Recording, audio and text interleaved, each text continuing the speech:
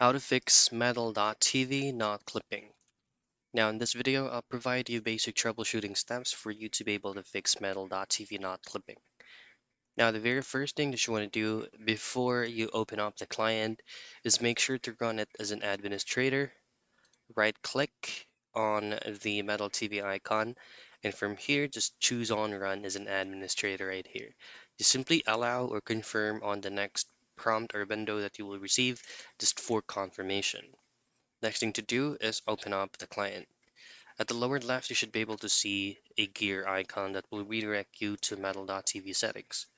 Now, under clip settings, make sure that the hotkey that you will be using on clipping will be not on the same or conflict to a different client or game while doing the recording.